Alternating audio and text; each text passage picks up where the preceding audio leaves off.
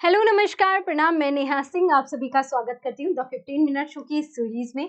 आप सभी को पता है मूल विधि के सारे टॉपिक जो है मैंने 15 मिनट में भी कवर कर दिए हैं।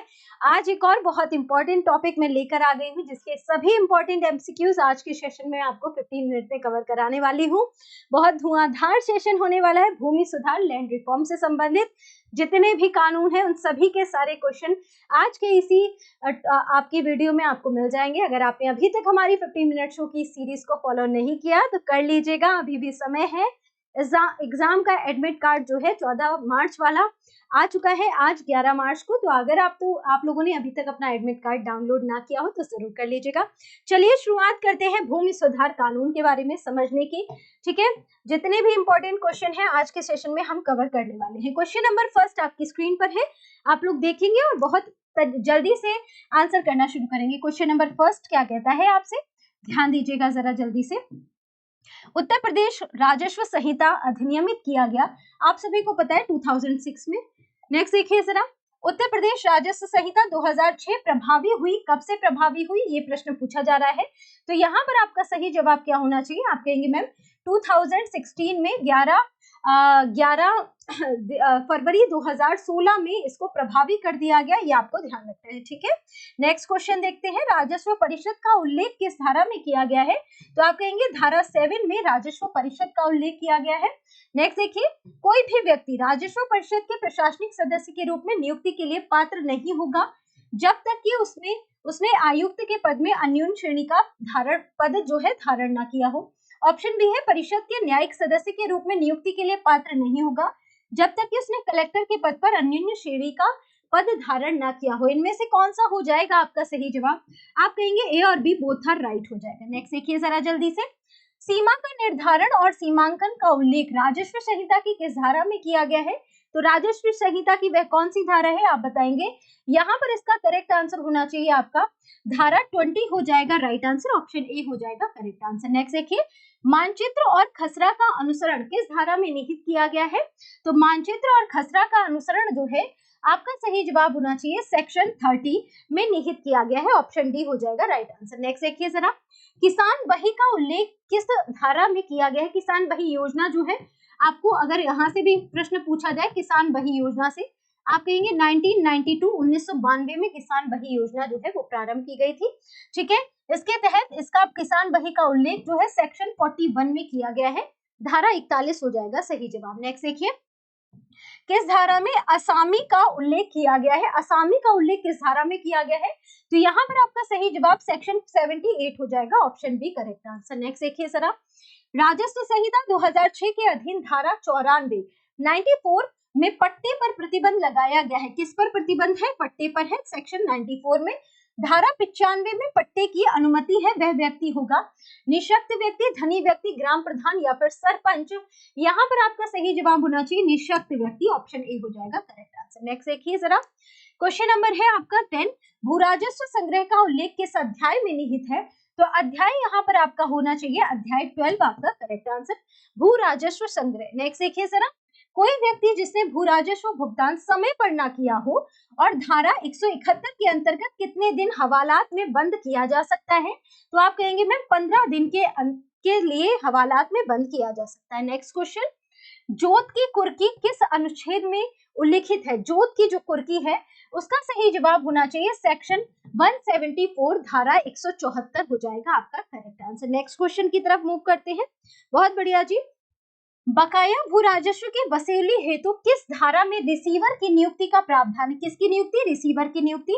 यहाँ पर आपका सही जवाब सेक्शन 178 होना चाहिए, रिसीवर की नियुक्ति धारा 178। नेक्स्ट देखिए, प्राधिकरण की संरचना का उल्लेख किस धारा में निहित है। तो आप कहेंगे मैम सेक्शन 52 होना चाहिए इसका करेक्ट आंसर, प्राधिकरण की संरचना। नेक्स्ट देखिए जरा, आबादी का तात्पर्य है, किससे तात्पर्य है आबादी का, आप कहेंगे मैम किसी ग्राम के ऐसे क्षेत्र जिसका उपयोग उसके निवासियों के आवास के प्रयोजन के लिए हो, हरे वृक्षों के लिए, कुओं के लिए या फिर उपयुक्त सभी। तो आपका सही जवाब ऑप्शन डी हो जाएगा। नेक्स्ट देखिए, टॉगिया रोपवानी, ठीक है, क्या कहा जाता है किसको, वन रोपण, वृक्षारोपण, प्रारंभ में फसल का विकास या फिर उपयुक्त सभी, आपका सही जवाब ऑप्शन डी हो जाएगा, उपयुक्त अधिनियम अधिनियमित हुआ था। नेक्स्ट देखिए, लागू हुआ था। जमींदारी देन है तुर्की की, पुर्तगाली की, अंग्रेजों की या फिर डचों की। तो यहाँ पर जमींदारी जो है वो किसकी देन है ये पूछा जा रहा है। आप कहेंगे मैम अंग्रेजों की देन है जमींदारी। नेक्स्ट देखिए जरा, नेक्स्ट क्वेश्चन आपका बहुत इंपॉर्टेंट प्रश्न है, भूमि सुधारों से क्वेश्चन पूछा जाता है, ध्यान रखिएगा। जमींदारी उन्मूलन समिति का के तत्कालीन अध्यक्ष थे, कौन थे? आपका सही जवाब होना चाहिए चौधरी चरण सिंह थे, पंडित गोविंद वल्लभ पंत थे। इसका सही जवाब क्या होगा? Option D. नेक्स्ट देखिए जरा, जमींदारी उन्मूलन समिति के तत्कालीन उपाध्यक्ष कौन थे? तो यहाँ पर आप कहेंगे मैम हुकुम सिंह जी जो थे वो तत्कालीन उपाध्यक्ष थे। नेक्स्ट देखिए जरा, समिति की पहली बैठक का समय जो था वो क्या था? 14 नवंबर 1946 जो था वो समिति की पहली बैठक का समय था। नेक्स्ट देखिए, समिति की अंतिम बैठक का समय क्या था? तो आपका सही जवाब 3 जुलाई 1948 था अंतिम बैठक का समय। यहाँ से भी क्वेश्चन पूछा जाता है। नेक्स्ट देखिए, उत्तर प्रदेश से जमींदारी का समापन कब हुआ? तो इसका करेक्ट आंसर क्या होना चाहिए? इसका राइट आंसर जो है होना चाहिए 1 जुलाई 1952 से क्या हुआ था? जमींदारी का समापन हुआ था। 1952 से हुआ था जमींदारी का समापन। अधिनियम लागू होने के पहले कितने प्रकार की जोतदारी व्यवस्था लागू की गई थी? ये जो जमींदारी अधिनियम था इसके लागू होने से पहले आप कहेंगे 14 प्रकार की, ऑप्शन डी हो जाएगा आपका सही जवाब। नेक्स्ट क्वेश्चन, पुरानी जोतदारी व्यवस्था के स्थान पर अधिनियम लागू होने के बाद कितने प्रकार की जोतदारी प्रारंभ की गई? यहाँ पर आपका सही जवाब जो होगा क्या होना चाहिए? 7 प्रकार की जोतदारी जो है वो प्रारंभ की गई थी। ऑप्शन डी होना चाहिए आपका करेक्ट आंसर। नेक्स्ट देखिए जरा, ठीक है, 7 प्रकार की जोतदारी होगी या फिर 4 प्रकार की जोतदारी होगी? यहाँ पर आपका राइट आंसर मुझे ऐसा लगता है कि 4 प्रकार की जोतदारी होगी। ठीक है, ऑप्शन ए होना चाहिए इसका करेक्ट आंसर। ठीक है, ऑप्शन ए वाले स्टूडेंट एकदम सही होंगे। राइट, चलिए नेक्स्ट देखिए जरा, अक्षम व्यक्तियों का उल्लेख अधिनियम की किस धारा में किया गया है? अक्षम व्यक्तियों का उल्लेख कौन से अधिनियम की धारा में है ये पूछा जा रहा है। तो इसका सही जवाब जो है होना चाहिए क्या? आपका करेक्ट आंसर होना चाहिए अक्षम व्यक्तियों से संबंधित। इसका राइट आंसर हो जाएगा कौन सा होगा? 155 हो जाएगा या फिर 156 होगा। इसका करेक्ट आंसर आपका होना चाहिए वैसे तो इसका आंसर शायद ऑप्शन ए होना चाहिए। एक बार आप लोग इसको चेक जरूर करेंगे। ठीक है, एक बार इस क्वेश्चन को चेक जरूर कर लेंगे। हाँ वैसे हाँ मुझे याद आया, इसका आंसर होना चाहिए सेक्शन 157(1). ठीक है, 157(1) हो जाएगा इसका करेक्ट आंसर। नेक्स्ट देखिए जरा, भूमि सुधार के अंतर्गत एक परिवार की अधिकतम जोत निर्धारित की गई है। कितनी अधिकतम जोत होगी? तो आप कहेंगे मैम 12.5 एकड़ जो है वो अधिकतम जोत होगी। ठीक है, नेक्स्ट देखिए जरा, उत्तर प्रदेश जमींदारी विनाश और भूमि व्यवस्था संशोधन अधिनियम कब पारित किया गया? इसका करेक्ट आंसर क्या होना चाहिए? आप कहेंगे 1958 जो है संशोधन अधिनियम पारित किया गया। नेक्स्ट देखिए जरा, खुदकाश्त भूमि का अर्थ क्या होता है? पूछा जाता है, बहुत इंपॉर्टेंट प्रश्न है। आप कहेंगे जिस पर काश्तकार खेती स्वयं करता है वो कहलाती है खुदकाश्त भूमि। नेक्स्ट देखिए जरा, राजस्व की सबसे छोटी इकाई क्या होती है? गांव जो है वो राजस्व की सबसे छोटी इकाई होती है। नेक्स्ट क्वेश्चन, उत्तर प्रदेश जमींदारी विनाश और भूमि व्यवस्था अधिनियम की किस धारा में गांव की परिभाषा दी गई है? तो यहाँ पर आपका सही जवाब जो है क्या होना चाहिए?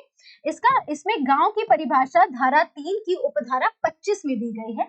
ऑप्शन ए जो है वो होना चाहिए आपका सही जवाब। ठीक है, हाँ जी, चलिए बहुत बढ़िया, ऑप्शन ए हो जाएगा आपका करेक्ट आंसर। नेक्स्ट क्वेश्चन की तरफ मूव करते हैं। उत्तर प्रदेश पंचायती राज अधिनियम की किस धारा में ग्राम पंचायत का उल्लेख है? तो ग्राम पंचायत का उल्लेख यहाँ पर ऑप्शन 12 हो जाएगा, धारा 12 में उल्लेख किया गया है ग्राम पंचायत का। नेक्स्ट देखिए जरा, उत्तर प्रदेश जोत चकबंदी अधिनियम जो है वो कब पारित किया गया? यहाँ पर पूछा जा रहा है आपसे। आप कहेंगे 1953 में जोत चकबंदी अधिनियम को पारित किया गया था 1953 में। नेक्स्ट देखिए जरा, उत्तर प्रदेश जमींदारी विनाश और भूमि व्यवस्था, ठीक है, विनाश और भूमि व्यवस्था अधिनियम किस धारा में इमारत शब्द का उल्लेख है? तो इमारत शब्द का उल्लेख जो है यहाँ पर हो जाएगा आपका सेक्शन 13 में। ठीक है, सेक्शन 9 में। ठीक है, 9 में, धारा 9 में जो है वो इमारत शब्द का उल्लेख किया गया है, ये आपको ध्यान रखना है। नेक्स्ट देखिए, निम्न में से इमारत नहीं है, ईंट भट्टा जो है वो इमारत नहीं है। घेरा, घेरा, पक्का चबूतरा, कच्चा चबूतरा, ये सारे के सारे हैं। तो आपका राइट आंसर ऑप्शन ए जो है वो नहीं है, बाकी सारे के सारे ठीक हो जाएंगे। चलिए नेक्स्ट देखिए जरा, संयुक्त जमींदार में सीर, खुदकास्ट और बाग भूमि जो है का उल्लेख है, कौन सी धारा में है इसके बारे में उल्लेख? तो यहाँ पर आपका करेक्ट आंसर जो है होना चाहिए धारा 15 का 12 होना चाहिए। ठीक है, कौन सी धारा हो जाएगी? ये सेक्शन जो होते हैं बहुत इंपॉर्टेंट होते हैं, यहाँ पर चीजें भूलती बहुत ज्यादा है, तो थोड़ा दिमाग में जोर देते हुए आप लोगों को ध्यान रखना है। इसका सही जवाब क्या हो जाएगा? धारा 15 हो जाएगा आपका करेक्ट आंसर। चलिए बहुत बढ़िया, हाँ जी, इसका राइट आंसर ऑप्शन डी होना चाहिए, धारा 15। चलिए नेक्स्ट क्वेश्चन, उत्तर प्रदेश जमींदारी विनाश और भूमि व्यवस्था अधिनियम 1950 का उद्देश्य क्या है? इसका उद्देश्य क्या होना चाहिए? आप कहेंगे कृषक और राज्य के बीच में मध्यवर्तियों के अस्तित्व से युक्त जमींदारी का उन्मूलन, बिल्कुल ठीक है। जमींदारों के अधिकार, आगम और हितकार्जन, बिल्कुल ठीक है। जमींदारी उन्मूलन के परिणाम भौतिक अधिकार संबंधी विधि में सुधार, ये भी ठीक है, यानी कि ऑप्शन डी जो है वो हो जाएगा करेक्ट आंसर। नेक्स्ट देखिए, 14 प्रकार की जोतदारियों में कौन सी जोतदारी जो है आसामी है? तो इसका सही जवाब क्या होना चाहिए? गैर दखीलकार, काश्तकार, गुजारेदार या जोतदार। आपका सही जवाब ऑप्शन डी होना चाहिए। ठीक है, नेक्स्ट क्वेश्चन, अधिनियम के अधीन समुचित सरकार से तात्पर्य क्या होता है? तो समुचित सरकार क्या होती है ये बताना है आपको। किसी राज्य के राज्य क्षेत्र के भीतर स्थित भूमि के अर्जन संबंधी राज्य सरकार, संघ के प्रयोजन के लिए भूमि के अर्जन संबंधी केंद्रीय सरकार, एक से अधिक राज्यों में किसी लोक प्रयोजन के लिए भूमि के अर्जन से संबंधित राज्य सरकार, या फिर उपयुक्त सभी। आपका राइट आंसर ऑप्शन है पीठासीन अधिकारी पद ग्रहण की तारीख से। अच्छा, यहाँ पर अगर आपसे ये पूछ लिया जाए कि ये जो बात है वो हो किसकी रही है, तो भूमि अधिग्रहण अधिनियम की बात हो रही है 2013 की। ठीक है, भूमि अधिग्रहण अधिनियम 2013, ये आप लोगों को ध्यान रखना है बच्चे। ठीक है, भूमि अधिग्रहण अधिनियम 2013 की बात हो रही है। ठीक है, यहाँ पर ये जो पीठासीन अधिकारी वाला प्रश्न है वो इसी से संबंधित है, ये याद रखना है। पीठासीन अधिकारी पद ग्रहण की तारीख से कितनी अवधि तक पद पर रहेगा? तो 6 वर्ष हो जाएगा या फिर 3 वर्ष? तो इसका सही जवाब जो है 3 वर्ष हो जाएगा, 3 वर्ष तक अपने पद पर बना रहेगा। नेक्स्ट देखिए, पीठासीन अधिकारी अधिकतम कितनी आयु तक धारण कर सकता है पद? कितनी आयु तक? तो 65 वर्ष की आयु तक पद धारण कर सकता है, ये भी याद रखना है। नेक्स्ट देखिए, पीठासीन अधिकारी के वेतन और भत्ते और इसकी सेवा के अन्य निर्बंध जो हैं और शर्तें किस धारा में निहित है? तो सेक्शन 57 में इसके बारे में प्रबंध उपबंध जो है वो किया गया है। नेक्स्ट देखिए, प्राधिकरण के पीठासीन अधिकारी की रिक्तियों को भरे जाने का प्रावधान किस धारा में है? तो रिक्तियों को भरे जाने का प्रावधान धारा 57 में है, धारा 57 में है। नेक्स्ट देखिए, प्राधिकरण की शक्तियां और उसके समक्ष कार्यवाही का उल्लेख जो है वो किसमें है? धारा 60 में उसका उल्लेख किया गया है। न्यायालय द्वारा अपराधों का संज्ञान किस धारा में उल्लिखित किया गया है? तो अपराधों का संज्ञान न्यायालय जो है धारा 88 के तहत लेगा, ऑप्शन सी हो जाएगा आपका करेक्ट आंसर। नेक्स्ट देखिए, सूचना की तामील अधिनियम की किस धारा में निहित है? अगर सूचना की तामील होगी तो वो कौन से अधिनियम की धारा है? धारा 92 हो जाएगा आपका करेक्ट आंसर। ठीक है, नेक्स्ट, इस अपराध के अधीन दिए गए किसी अधिनिर्णय या किए गए किसी करार को लेकर आयकर, स्टाम्प शुल्क और फीस से छूट का प्रावधान हेतु धारा है, कौन सी धारा हो जाएगी? यहाँ पर आपका धारा 96 हो जाएगा आपका करेक्ट आंसर। ये 2013 के अधिनियम की बात हो रही है, ध्यान रखना है। अनुसूची का संशोधन करने की शक्ति किसमें दी गई है? तो यहाँ पर धारा 106 में दी गई है अनुसूची का संशोधन करने की शक्ति। आगे देखेंगे, समुचित सरकार द्वारा नियम बनाने की शक्ति किसके पास है? धारा 109 के तहत समुचित सरकार द्वारा नियम बनाने की शक्ति दी गई है। कठिनाइयों को दूर करने की शक्ति निहित है, किसमें निहित है? धारा 113 में कठिनाइयों को दूर करने की शक्ति निहित है। नेक्स्ट, भूमि अधिग्रहण अर्जन के अंतर्गत भूमि का प्रारंभिक सर्वेक्षण कराने की अधिकारियों की शक्ति जो है वो किसमें निहित की गई है? आप कहेंगे धारा 12 में अधिकारियों की शक्ति को निहित किया गया है। आगे देखिए, आक्षेपों की सुनवाई किस धारा में निहित है? तो आप कहेंगे धारा 15 में आक्षेपों की सुनवाई निहित की गई है। ठीक है, जो भी आक्षेप लगेंगे उनकी सुनवाई के बारे में बात है। धारा 25 के अंतर्गत कलेक्टर जो कि 19 के अधीन घोषणा कर चुका है, घोषणा के प्रकाशन की तारीख से कितने महीने के अंदर अधिनिर्णय करेगा?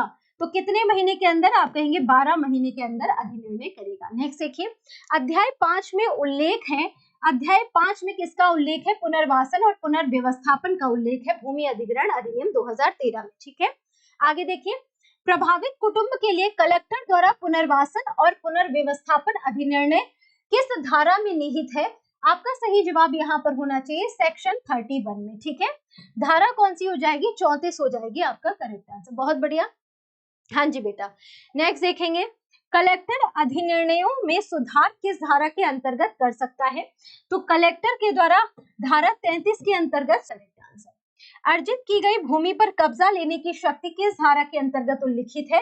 तो अर्जित भूमि पर कब्जा धारा 38 के तहत लिया जाएगा। आगे देखिए, अनुसूचित जाति और जनजातियों को आरक्षण संबंधी फायदे पुनर्स्थापन में भी प्राप्त होंगे, इसका उल्लेख किस में किया गया है? तो आप कहेंगे धारा 42 में इसका उल्लेख किया गया। ऑप्शन डी हो जाएगा करेक्ट आंसर। आगे, किस अध्याय में प्रशासक की नियुक्ति का प्रावधान है?